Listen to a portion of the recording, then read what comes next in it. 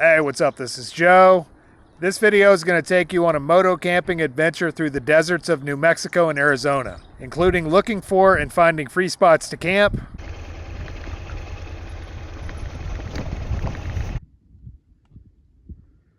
checking out some interesting historical towns,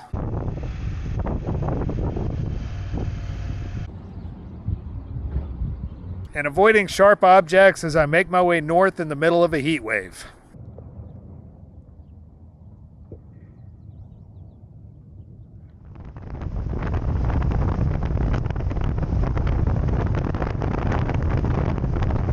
From my buddy Randall's place in Alamogordo, I headed west across the desert.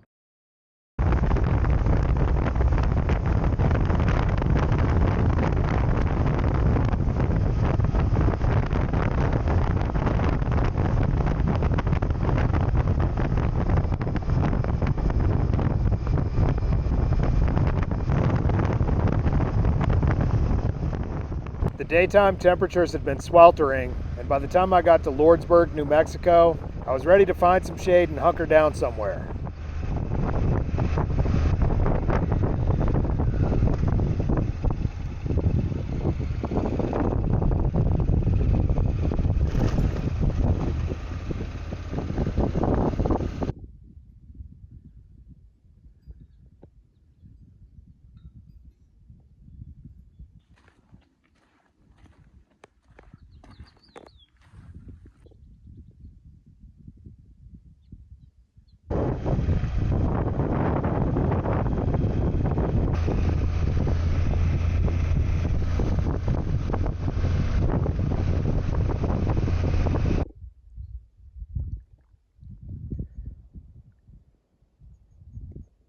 All right, out here in the desert outside of Lordsburg, looking for some kind of a suitable place to make camp. Doesn't seem to be a lot of shade around here, so I'll have to string my tarp up. But right now, I'm just looking for some kind of a wash, kind of like this, that I can get my bike into and be out of the wind. So this wash would be great, except it's got tire tracks in it. So I'm gonna have to find somewhere kind of out of the road, as it were. Looks like they got free range cattle too.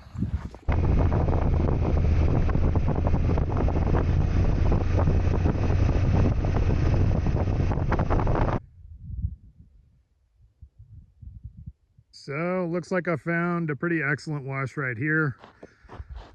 That's southwest over there, so that's usually the direction the wind's going to be coming from. So I mean, really, I got those mountains right there sort of blocking me in. This plus the wash right there. I'll be completely out of view from the road.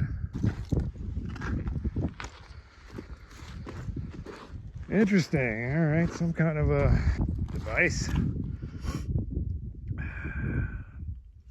Who knows? Looks like somebody's been chopping away at it. Probably someone with a fondness for the methamphetamine. Sort of like a game camera for aliens or something. Might have been the idea. As long as I don't see any tweakers out here, should be a good spot. So what I'm gonna do now, after I mark this spot on my map, is go into town, which is a couple miles down the road, and stock up on water, get something to throw on the stove, come back here and get some kind of a primitive sun shelter going on. Walking around in direct sunlight tends to take the water out of you pretty quick, so absolutely imperative in these conditions to get in the shade. The only damn thing that weirds me out, this entire desert is full of shards of broken glass. This has probably been going on ever since the invention of the alcoholic beverage and the glass bottle. People get wasted, ride down this road and throw their empties out the window. Kind of makes it hard on the rest of us. But anyway, I've kind of kicked out a little bit of a path. I don't think a shard of glass under most circumstances would be likely to puncture a motorcycle tire, but I'm not sure I really want to find out.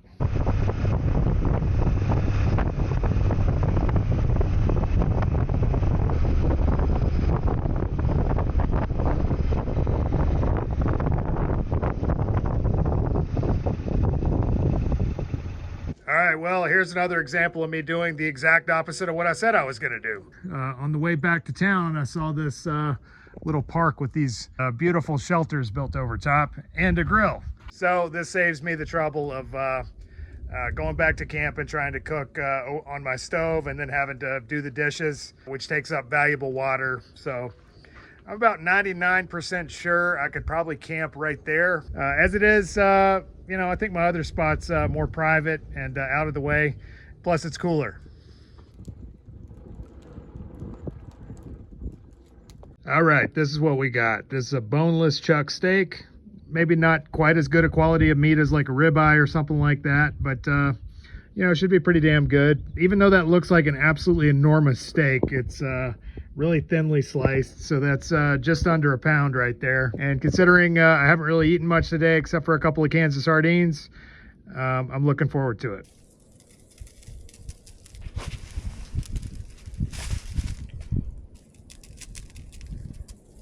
All right, got that salted, got my coals burning down, and I'm in no hurry to cook that steak. I'm just gonna kind of let it sit, let the coals get hot, let the fire burn down, sit here and enjoy the shade.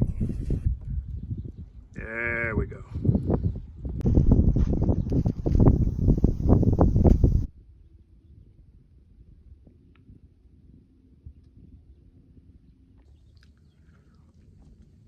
Gotta tell you, it ain't ribeye, but for $10 a pound, it's pretty damn good.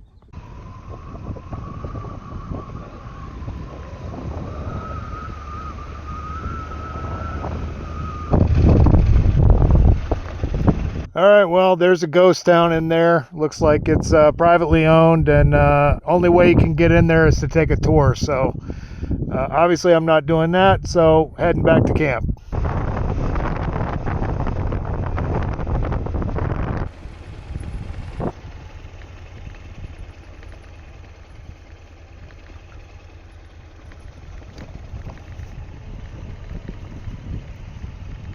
All right, well, on second thought, I'm seeing some tire tracks in this wash right here. I don't know where it goes to, but I don't want some idiot on a four-wheeler smashing into me in the middle of the night. So I'm just gonna put it up there. It's not quite as good, but it'll work. There we go. See, riding over something like that might be a bad day, but I think just little bits and pieces probably won't hurt anything. So the next thing I'm going to do before I even start to set up camp is set up a sun shelter and kind of chill out there at least until the sun goes down, and then I'll set up my camp.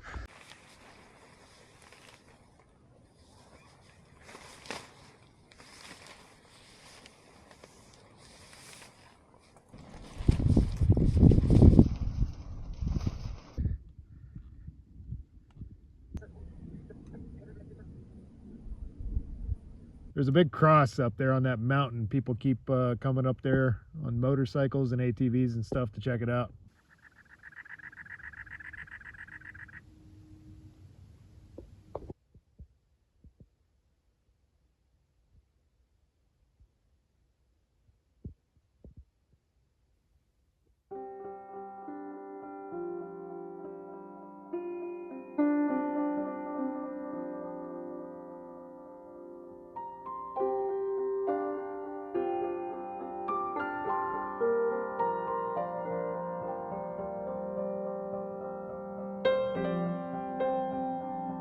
All right, it's about 59 degrees this morning. It was absolutely perfect sleeping weather, except that it got a little bit gusty last night, so it was kind of blowing my tent flaps around, so didn't really get to sleep till about 12. I really wasn't feeling it on the interstate yesterday, so I'm going to get on some smaller highways and head down close to the Mexico border, and then ride into the town of Bisbee and Sierra Vista, and look for a place to make camp out there, somewhere I can hole up for a few days. I got to go through a lot of video, man. I've gotten just an absolute surplus of content that I'm trying to go through. I'm going to find a cool place in the desert and sit down and get some work done.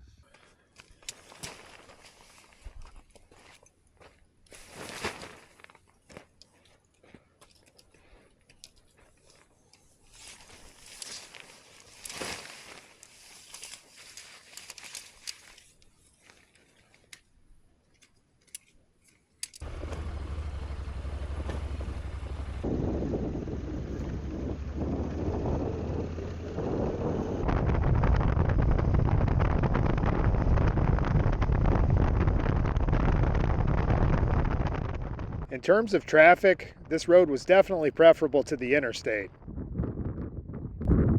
In fact, I often went long stretches of miles and miles without seeing another soul.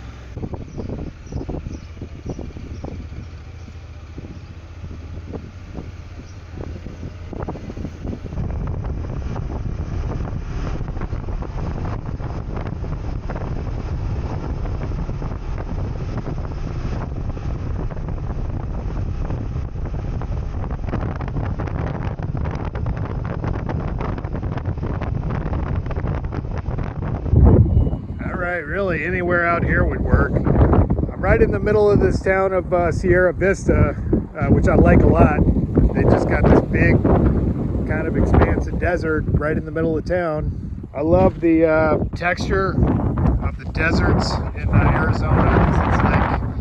It's not super deep sand. It's usually pretty hard packed with like just a little layer of loose sand on top. The wind's coming from the southwest, so I don't really have anything blocking me from it. Like I was saying, I really like this town because it's got just about anything you need. It's got motorcycle shops, tons of grocery stores. They got nice wide roads. The traffic's not bad. The only thing that sucks, they're calling for like 100+ degree days pretty soon. I got maybe a couple more days to enjoy this place before moving on north into the mountains and into some better weather.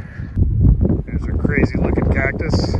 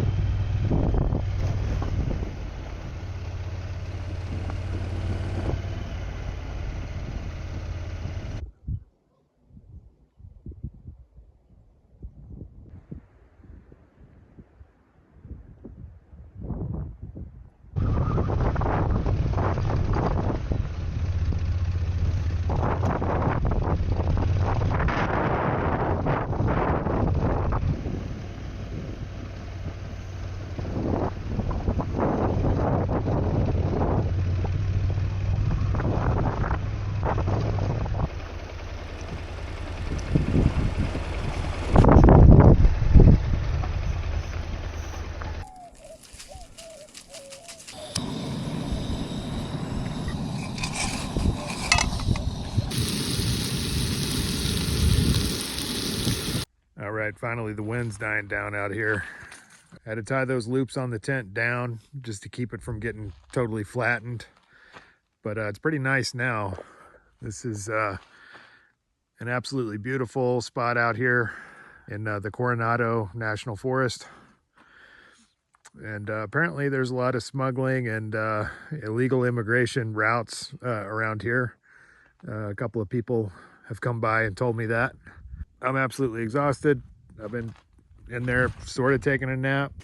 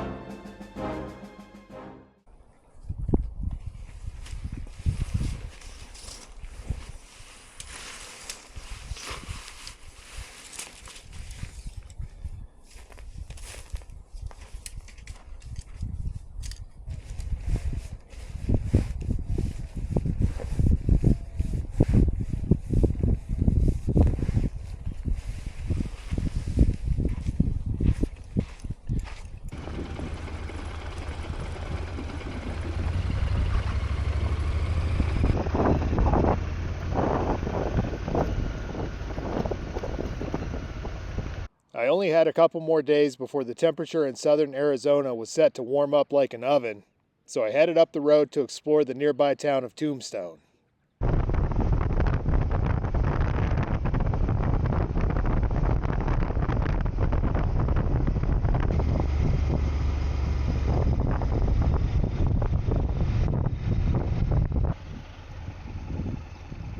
There's more Wild West history in this town than you can shake a stick at, but it's most well known as the site of the legendary shootout at the OK Corral. A gunfight between Wyatt Earp and his crew, including Doc Holliday and two of the Earp brothers, and an irrepressible band of lawless cowboys who've been running amok in the town. All right, this is the site of the gunfight at the OK Corral.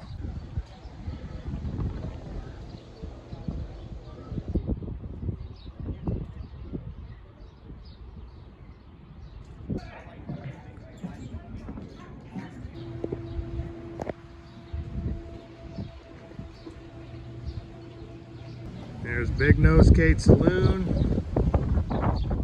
If you saw the movie Tombstone, you'll remember Big Nose Kate as the partner in crime of Doc Holliday, who at the time of the shootout was suffering from tuberculosis as well as severe alcoholism.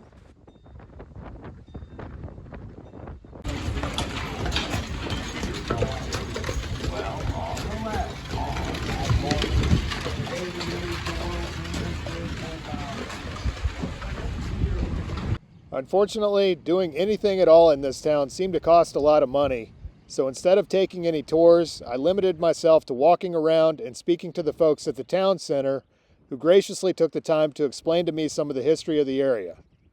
Well, to be completely honest, and I hate to say it, it's pretty damn touristy. I guess I probably expected that, but you know, nevertheless, it's cool. I just was talking to some of the people in the visitor center and brushing up on the history and stuff like that. But it kind of seems like anything kind of costs a lot of money around here. I was under the impression they did some kind of a reenactment, but I think you got to pay like 10 bucks to see it, so I'll probably skip that. I've seen reenactments before, like in Deadwood. There's the Tombstone Courthouse, now a state historic park. Looks like you got to pay to get inside of it.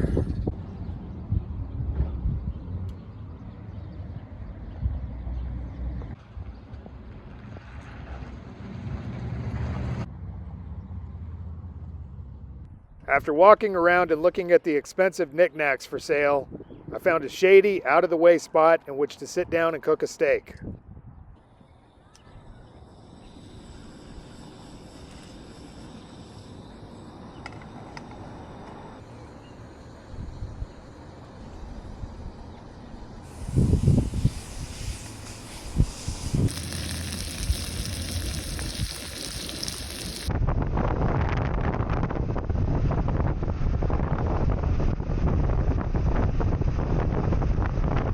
From Tombstone, I kept heading north looking for a spot which would get me out of the ever-present and annoying wind.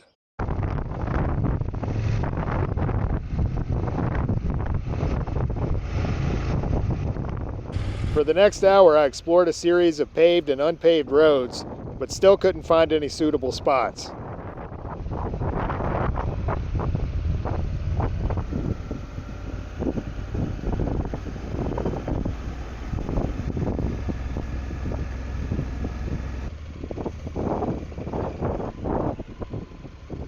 Finally, around Benson, I came across a tract of land which was hidden from the road and kept me relatively out of the wind.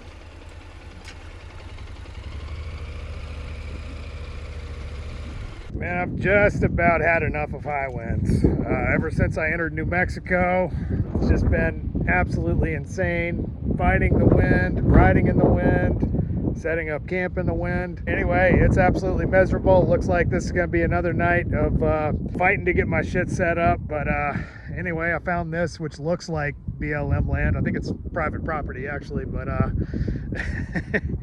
don't see anybody using it. All right, just cleared out a spot right here, which should work. And I'll be relatively out of the wind, which will be good.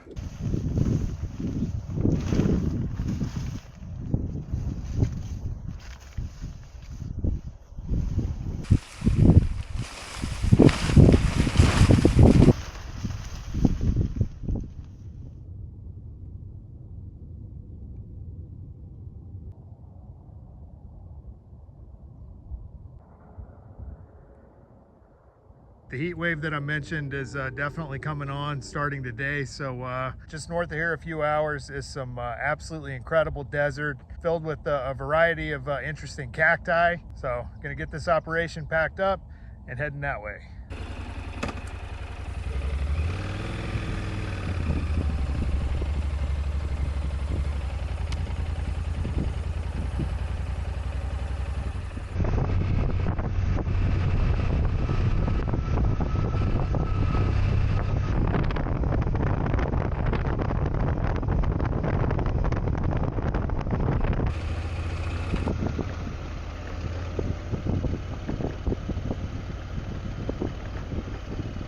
Well, I didn't realize it when I started out, but apparently this route has about 25 miles of gravel on it. So, and with the bike all loaded up like it is, it's a little squirrely. It's pretty washboarded up, but at least out here, I don't have psychotic people trying to kill me. So that's always a plus.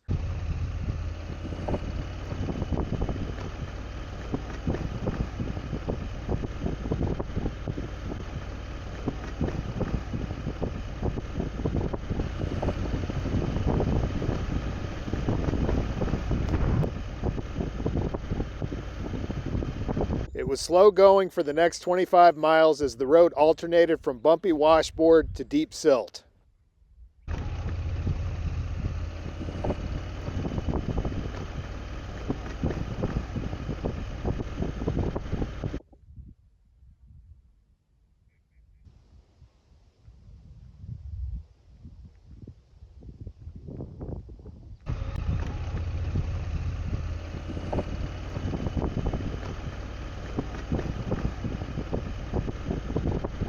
This is the type of shit I've been dealing with for the past several miles.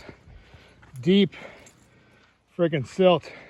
Even if it looks like gravel, it's probably silt. Kind of silt mixed with gravel. And you can't really tell until you start moving, and then your front tire starts moving one way or the other. So at several points I've just been cruising along. All of a sudden my front wheel starts to slip when I hit a patch of silt, and I gotta like jerk the whole bike back upright. Kind of exhausting. So, but anyway, I think I got a couple more miles till I get to pavement, and then hopefully get some more water. All I brought with me was like 1.5 liters. I thought that would be sufficient. I didn't anticipate any of this, so hopefully we'll hit some pavement soon.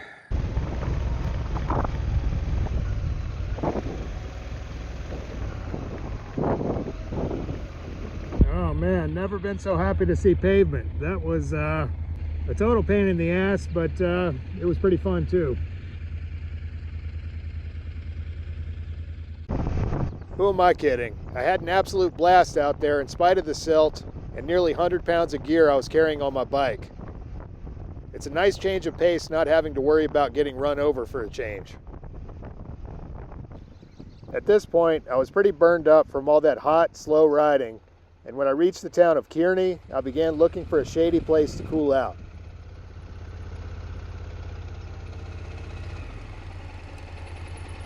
Man, it is absolutely brutal out here. I stopped at this library just to try to look for a place to sit down and chill out for a little bit. Library's closed. I can't really seem to find any coffee shops or anything like that around, which is typically what I do when it gets like this. I think there's like a town park right down the road. Supposedly you can camp there. I got my other spot that's maybe 25 miles north of here, but I think this town park is like $10. And if they got water, I'll probably stay there.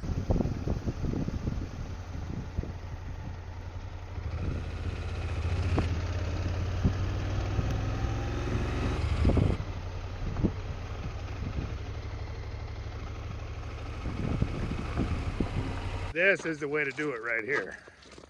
I learned this from the Filipinos.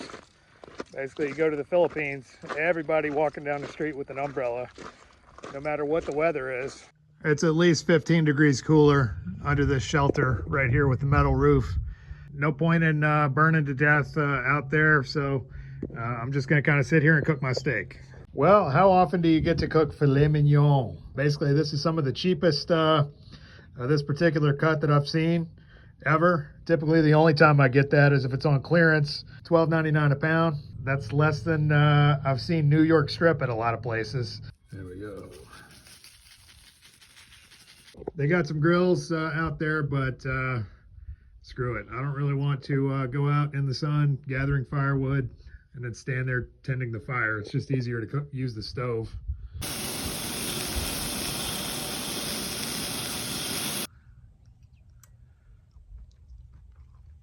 It's decent, not great. I don't know if it's really filet mignon, but it's pretty good. Some of the filet mignon I've had before is like $25 a pound. Of course, marked down on clearance when I buy it. It's a lot more tender and not quite as grainy as this one. This is a little tough. It's a little sinewy. So I don't know where they got the beef.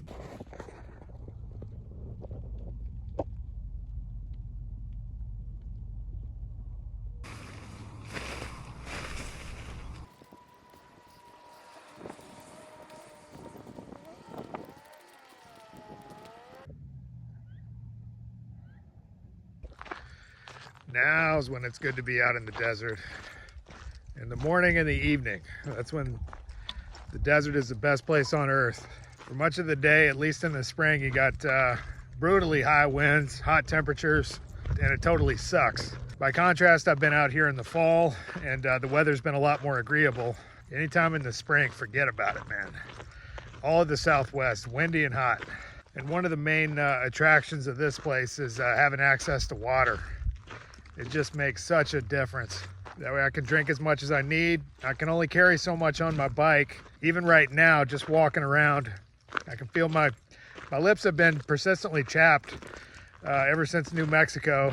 The weather just takes the water right out of you. It just sucks it right out. I mean, my God, I've probably already drank like 6 liters today, at least, and working on another one.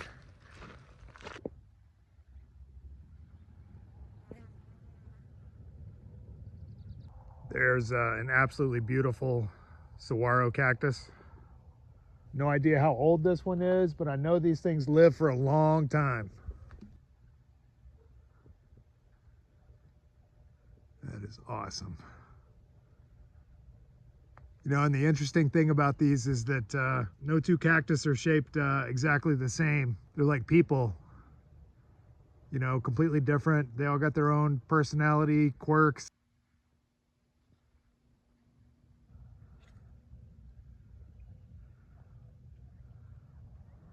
That looks like maybe a young saguaro or maybe another species altogether. Not really sure. Has some gnarly looking spines on it. All right, this thing here you do not want to mess with, man. I don't know how they say it, chala or a choya or somewhere in those lines, but basically each of the spines has like backward facing barbs. So it'll actually stick and pull a piece off of the cactus, and then you got a ball of that cactus stuck in your arm until you use like a pair of pliers or something like that to remove it. It's absolutely wicked. I don't know if I should take one for the team, just to kind of show you. See that? If it goes in deep enough, it'll rip a piece of the entire cactus off. I once stayed at a place north of Nogales a little bit, was just surrounded by these things. I kept running into them. There we go. I guess there's some kind of a bird that makes a nest inside of these. I don't know if it kind of chews a hole into it and then builds a nest in there. I took my shirt and this hat and dipped them in the little pond over there and put them on just absolutely dripping wet. Obviously they're completely dry. I did it a couple of times. You're not allowed to swim in there or else I would have jumped in.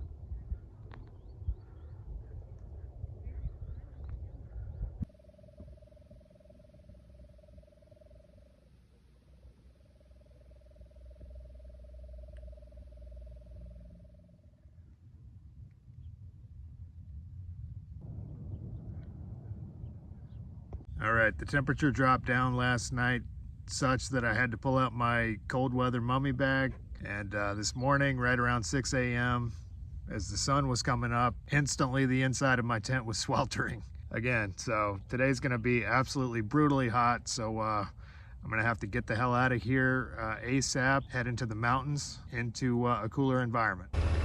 It's only after spending a length of time in the desert that a person learns to truly appreciate the simple pleasures of shade and water. These things are so precious out here, you never want to take them for granted again.